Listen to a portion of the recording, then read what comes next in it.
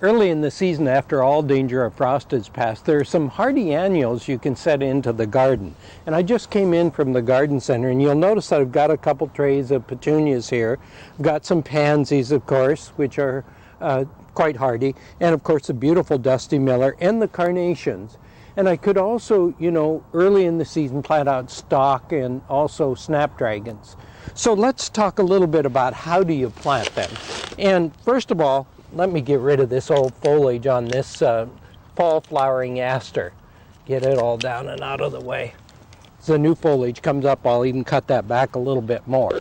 I'll take a little bit of organic non-burning fertilizer and just spread it over the area here where I'm going to plant. And then I'll take my rake and kind of mix it in a bit, like so that I've enriched the soil for these annuals, because annuals are quick flowering plants. So they're going to need quite a bit of help organically, at least to get started, with some organic humus. Now this is a purple petunia, and I've selected this particular variety because most of the purples have a nice fragrance. And we'll just work this out. Whoops, they come out one at a time, and not quite that way. I'm going to plant one here. And by the way, this label tells you everything you need to know. For example, that petunias do exceptionally well in a sunny location, which this is, and that they do well in well-drained soil, and tells you also how far to space the plants. So I'm going to plant 3 in here, and I'll just kind of offset them. They're about a foot apart in this particular case, like so. Okay? Now that'll provide us a nice spot of color. Right next to it, or here in the background, let's say, and I may need to add a little bit more fertilizer back in here, because I don't think I prepared that before. I'm going to put in a Dusty Miller because the purple and the gray foliage would really be neat.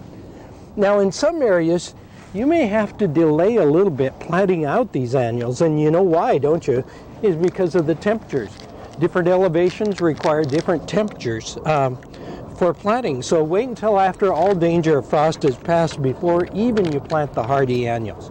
But these are a few. This is white, by the way, again, which will be a nice contrast to the purple petunias right next door to them. And that's easy, isn't it? That's how simple it is to plant out the early flowering or hardy annuals. And you might consider the stock, for example, which I couldn't find this morning because of its great fragrance. Maybe putting a few of those in the background because they're taller growing plants. Very easy process to plant them out. And as soon as the weather permits, is a good time to get those hardy annuals into your garden.